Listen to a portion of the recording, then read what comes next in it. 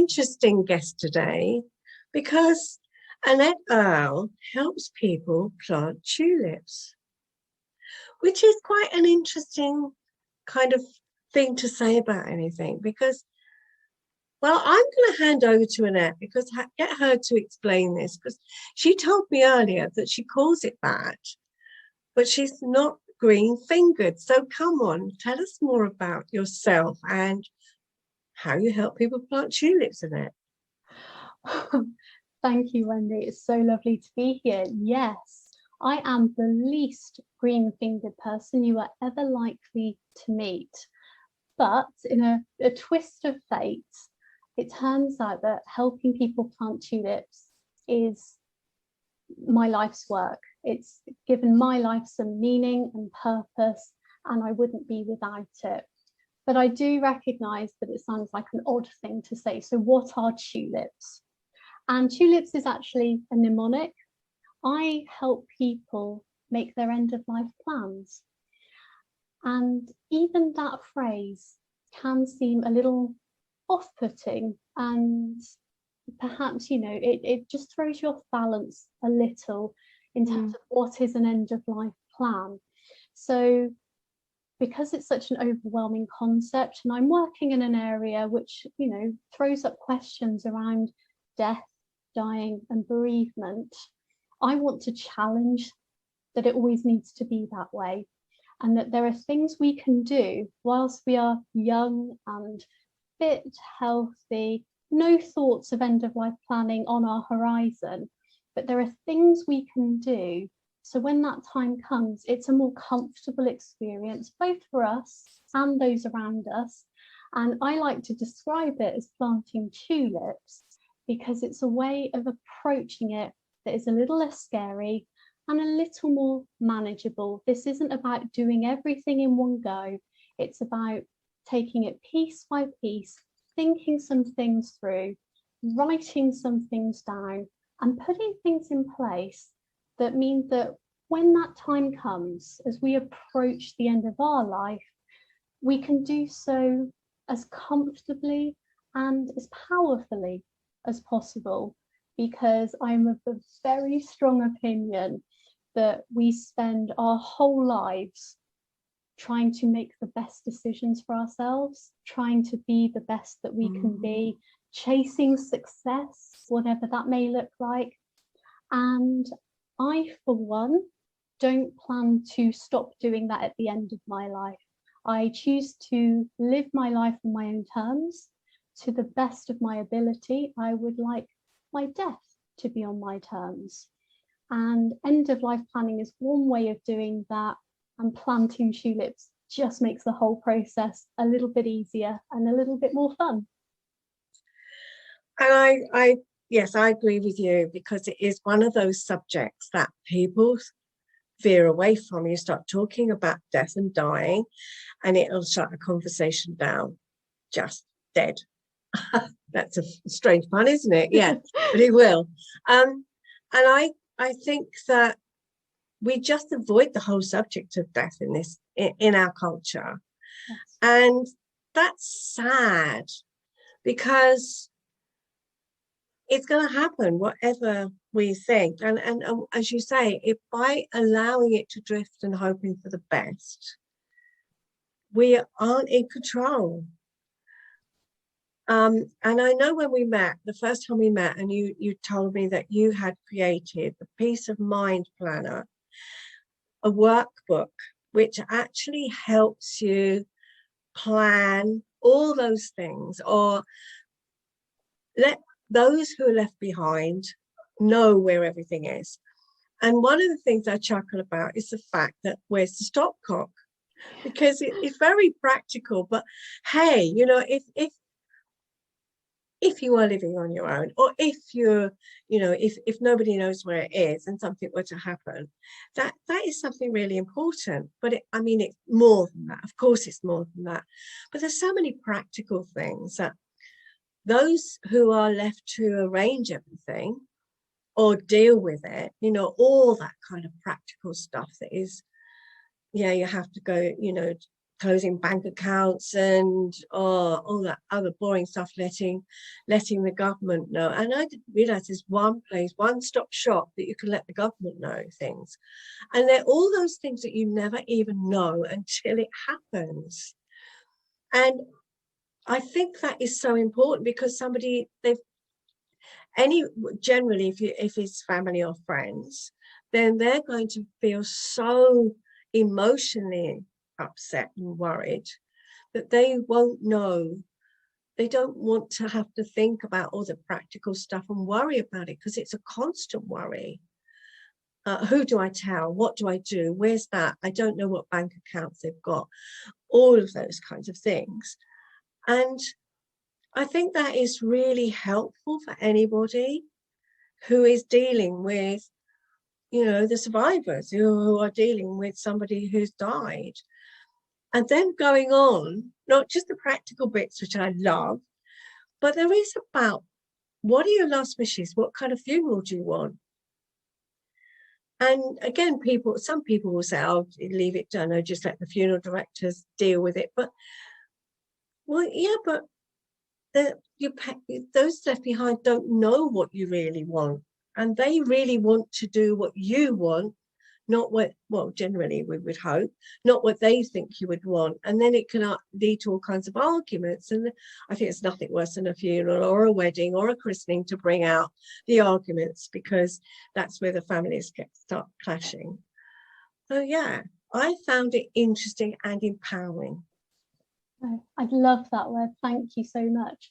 I think what you've touched on there is something we don't talk about, and that is when somebody dies, there are two elements to that.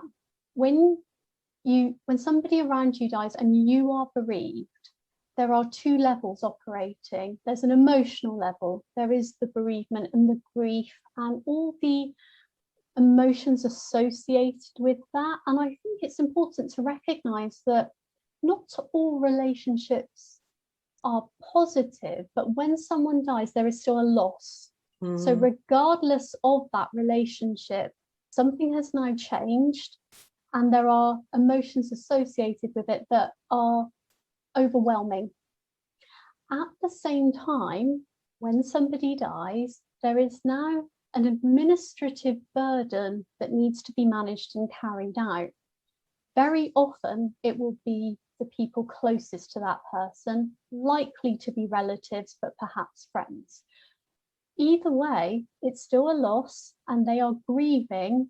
And at that time, when they are at their most vulnerable, we ask them to provide a huge amount of information, make decisions, perhaps make some financial decisions at a time they're least able to do so. And I think that's really, really difficult. And I believe that there's another way, and that's what end of life planning is. So if I back up slightly, I think it's helpful to know that certainly my approach to end of life planning is to ask what I call the golden question. And that is, if I had died yesterday, what have I put in place to make the lives of those around me easier today? And that's why the sort of the two aspects of death are so important, because of course you cannot minimize or take away grief, and nor would you want to. But you can minimize that administrative burden by leaving the instructions, the information that the people around you are going to need in order to carry out that work. So you mentioned the one-stop shop, the government's Tell Us Once service. You complete a form once, and then it goes off through the system, and various different government departments are informed, such as DVLA, HMRC, and so on. It is really helpful if you know about it, but you still need to complete the form. So you still need information, and that's where the peace of mind planner comes in. The idea that you collect in one place all the things people would need to know about you if you had died. And that's where the premise of Tulips comes in, because I probably should explain what tulips actually are. I said it was a mnemonic, and the TU is for tidying up. So these are things like your utility accounts, anything to do with your property or vehicles, you know, your council tax, your phone bill, your mobile, etc. Do people know the services that you use? Do people know who to contact should something happen to you? So tidying up also involves things like your finances. There are lots of people out there, I've heard many stories, where people have investments and have forgotten about it. And very often you may find in couples in particular, I've heard of, when one will say, this is all we have, and then the other will chirp in and go, but actually, what about X, Y, and Z? If these things are written down, then it's so much easier to follow the trail. And also, if something is written down, it's far less likely to be misinterpreted. Memory is a really fallible thing, and all too often people might say something and express a wish to several people around them, and those people might remember it slightly different or have interpreted that wish in a slightly different way. When you write things down, you minimize the chances of that happening. So tidying up also involves your possessions. So think decluttering, but in the end of life planning world, we like to call it death cleaning. And essentially, you know, it's something you could do now. If something's important to you, perhaps you could give it its next forever home now. And it's just, again, minimizing the difficulty of somebody else knowing what to do with your things, especially if they're not sure what's sentimental and what isn't. And then anything around work or business, you know, you may be self-employed, for example, you may be still in full-time work, part-time work. You'd be surprised if you are. I challenge anyone listening to go and ask someone very close to them, who would you contact? You know, it'd be an employer or an accountant if you're self-employed. Do they know who that person is? And I'm hoping the answer is yes, but I do know that for many people the answer will be no. And again, that's why we write it down. LI, just to continue the tulips thing, is leaving instructions. So things like your legal documentation, wills, lasting power of attorney, advanced decisions, and also organ donation. Not many people know that last May in England, the law changed, and in Scotland, for example, it changed in March this year, 2021. So we now operate under, we're all opted in. We're in an opt-in scheme. You have to register your decision to opt out if you do not wish to be an organ donor. That's something that you can go on to the, you know, if you just search for the website organ donation register, it's a 2-minute process. But what that process does, every step of the way, that website asks you to tell the people around you the decision that you've made, because they know that registering is one thing, letting people around you know your wishes is something quite different and so important. And then last but by no means least, PS is planning your send-off. And that is things like your last day's wishes. Should you reach an age where you can see the end of life might be approaching, or perhaps you're ill, then what matters to you in those final days, weeks, months? And when you spend some time considering this, almost certainly you'll discover it's the small things. What are the things you would like to be able to see? What are things that bring you joy? How do you like your morning hot drink? Are you a tea or a coffee person? You know, black or white? Tiny, small little things that we all take for granted every day because it makes up our daily life. But actually, if you didn't have those small things, your quality of life would be affected. But do the people around you know that? And then the natural progression is to thinking about funerals, memorials, and also your legacy, because I believe your legacy isn't what you leave other people, and your will takes care of that very well. But I believe your legacy is the emotions and the thoughts that people have about you after you've died, because that's your true legacy. And the thing that I find really exciting about this work is you get to influence that in our day-to-day actions and interactions with those around us. We are building on our legacy every single day. We get to choose the kind of people we want to be, and therefore how we will be remembered. And when you do this work, I describe it as an act of compassion, because you are helping those around you when the time comes. And that's what the Peace of Mind Planner does. But a really happy byproduct of doing this is that you get to have a snapshot of your life as it is now, and you get to tweak it accordingly if you want to do so. So I think end of life planning, despite its name, is life affirming, empowering work, and you get the benefits of doing that now, and the people around you later will then receive those benefits when the time comes. And it's a really, really lovely gift to give them. Oh, I totally agree. You don't need, I don't need persuading. I think it's one, I guess I have a different perspective to a lot of people about death. We talk about if I die. Now, about 30 years ago, I faced my own mortality, in as much as I had breast cancer, and I didn't know what the outcome was going to be. And it was pretty serious. I mean, I had a mastectomy, I had radiotherapy, I had chemotherapy. So it was a couple of years of my life virtually. But I really then got to that point where I said, no, it's not if I die, it's when I die. And it really changed the way I viewed things.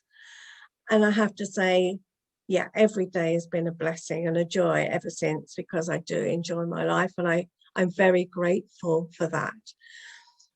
But yeah, we don't talk about it, and that's sad, because like I said, it's inevitable. There's a saying, there are only two things in life that are definite, and that is death and taxes. They're the only thing that we can guarantee.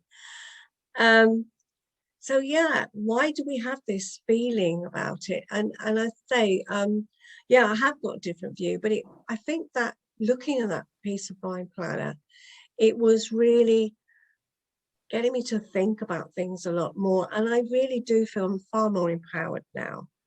It's a lovely feeling. I'd already done my lasting power of attorneys, both of them, health and financial, but haven't done the business one, which you brought my mind to. So I think there's a lot that we just don't like facing.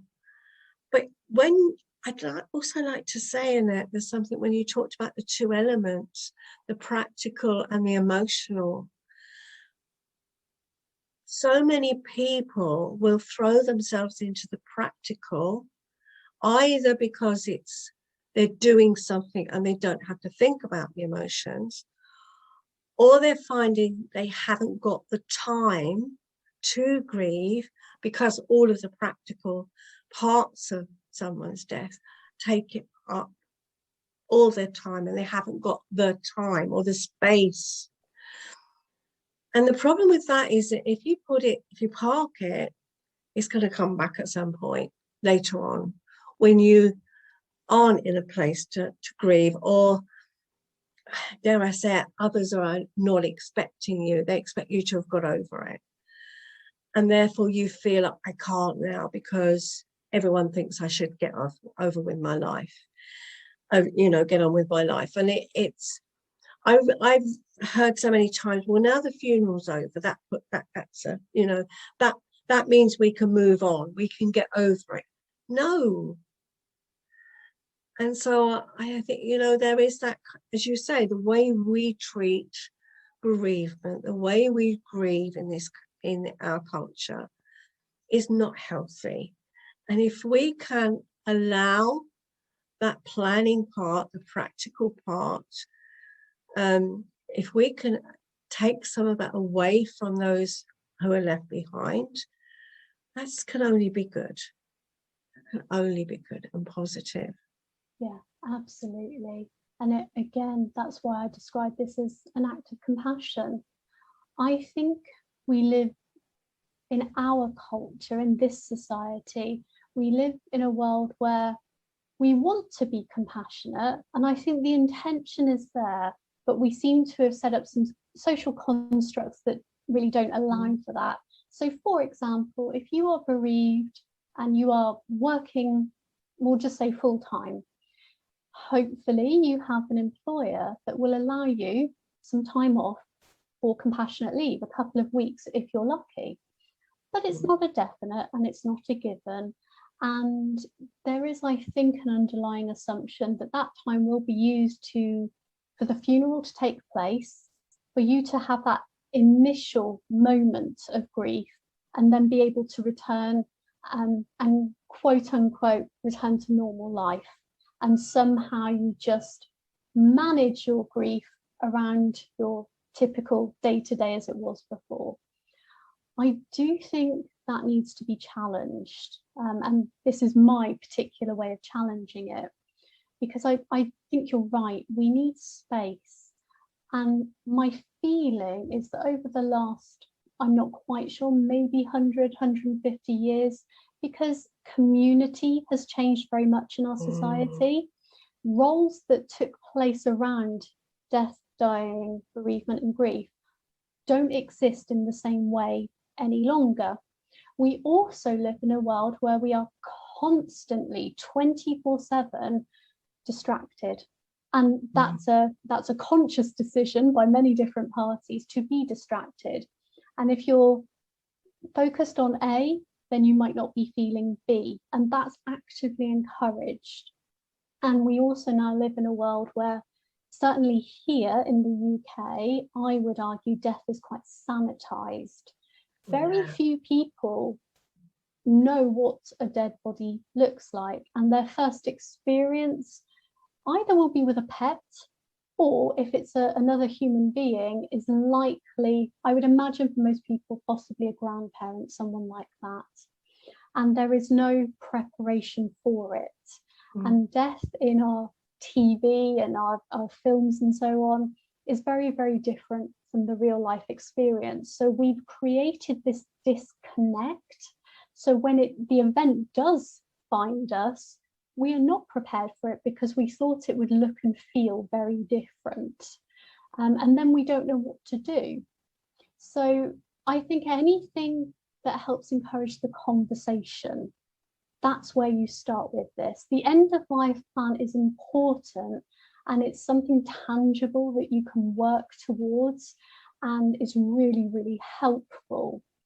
But it doesn't stand all by itself. We need to be open with each other and have conversations. But I would also argue the very first conversation we need to have is with ourselves. And give ourselves permission to not be comfortable with it. Nobody likes to think about their own death. Nobody wants to think about the death of those around them.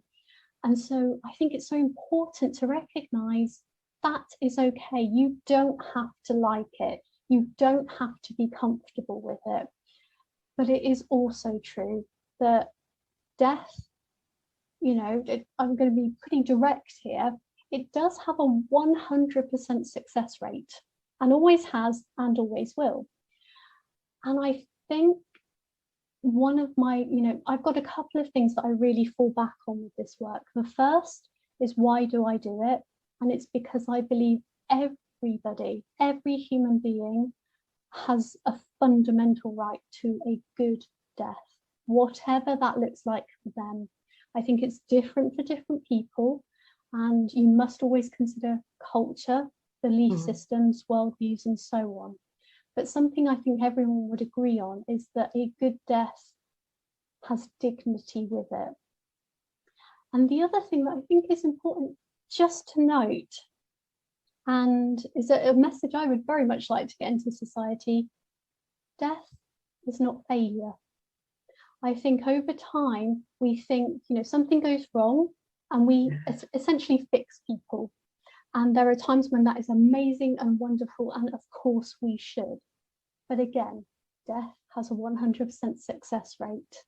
And that is not a sign of failure. And if we can accept that one day, whenever that may be, we are going to die, then we can make some really informed choices about how we choose to live. Oh, definitely. I completely, well, yeah, you don't have to win me over totally. I really agree with you. And I think if only we could open up that conversation, as you say, it has to start with us, and then feeling brave enough to have that conversation with our loved ones and our friends. And I'm going to share something I shared with you earlier, because it was before we started recording this, but it was thinking about music I would like played at my funeral. And what's your favorite music? And I'm not religious, so it's not going to be a religious piece of music. And I think that the friends that I have lost have chosen other kinds of music. And I know a friend recently, one that's quite often played is I Did It My Way. I think it's lovely, but yeah, it's not quite me. But what I kept thinking about, the one piece of music that kept me going every time something went wrong, I had a crisis in my life, and it was Gloria Gaynor, I Will Survive. And I talked to friends about it. It's opened that conversation, because I said, I know it sounds a bit odd when I think about it. And they go, why not? Why not? Because that's how you lived your life. And I thought, yeah, that's okay. So in some way, it's given me a lightness as well, because I think if people do attend my funeral, then they will actually realize there's two sides to that it was, I have lived my life and I've been through struggles, and but I overcame them, and that was that piece of music that I used to play to death whenever I was struggling. But also, maybe I will survive in people's memories. It will be my legacy, that maybe my loved ones, but people I've helped during my working life, and maybe that will be, because that will help them understand, that I will survive in how they've lived their life continuing. So there's a lot there, but it made me chuckle, which I think is quite nice. But it also was, just making us think about it. And what do we want? No, if somebody I won't be around to see that funeral, but if someone had arranged a religious funeral for me, it would just not suit me. It would not fit with me. So yeah, I think it's a lovely kind of, definitely empowering. And I think whatever age we are, it's something worth thinking about, because again, we can't choose when we die. And I think that the pandemic has really brought to mind, I think, to people's forefront, that we are not immortal, having lost loved ones or people that we've known through as a result of this virus. So I think it's timely as well that people start thinking, well, actually no, I if I don't do this now, whether it's living, whatever it is, or I'll put it off till next year, or plan for a holiday in 2 years' time or something. No, do it now. Don't plan, but plan your peace of mind. I think there is that. But you've got somebody else on the back burner I'd love you to share with the audience, because this is even more exciting, I think, and more needed. So are we talking acorns? Mm. So yes, continuing the theme.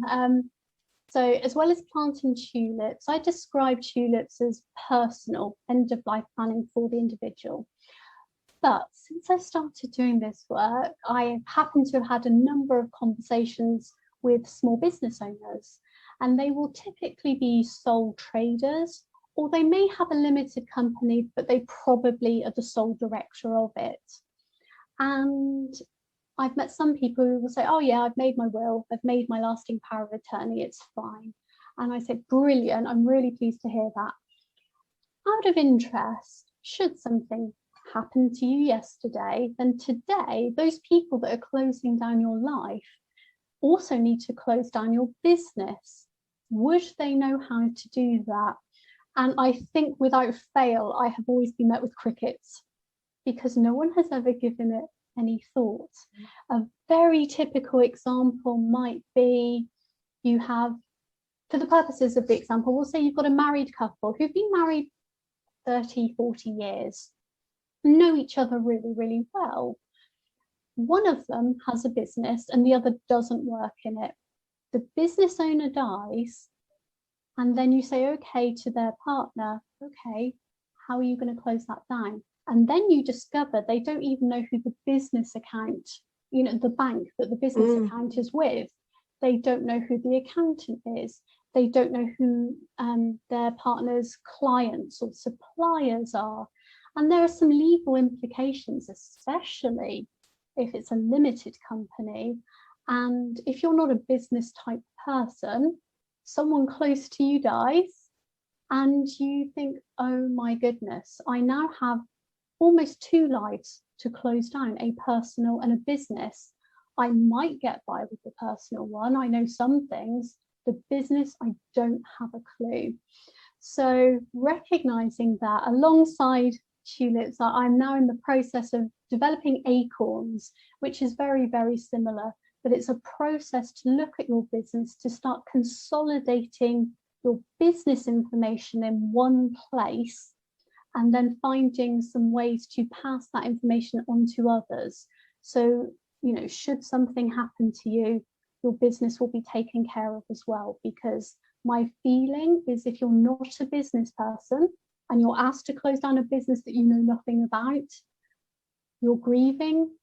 I can't even begin to imagine how difficult that is. So I'm now looking at processes to help people manage that and think it through. That's brilliant. I think it's, as I said, I think it's such a big thing, because there are so many sole traders and small business owners. I think many more than ever. I think there's so many people are setting up in business on their own. And yeah, you're right. So I'm looking forward to that one as well. I think that's going to be really helpful to a lot of people. It's been so helpful today, Annette. I think there's been so much in there, and I think we could talk a lot longer, but I think that it's got people thinking, let's hope, that they've started thinking about this, and it is about empowering ourselves. And so, yes, let's hope we've started that conversation. What is one thing you would ask, with a tip or a suggestion that someone could put into place right this minute that they could take away with themselves? So something that I think everyone should do, if they haven't already, is call up all their utility providers and make sure a second person is named on that account. It's particularly important, I would say, perhaps if you live alone. But very often, or too often, someone will die, someone else will phone up, electric, water company, and ask to talk about the account, and they won't be allowed to, because it's not the named account holder. And I've heard all too many stories of the additional distress that conversation causes.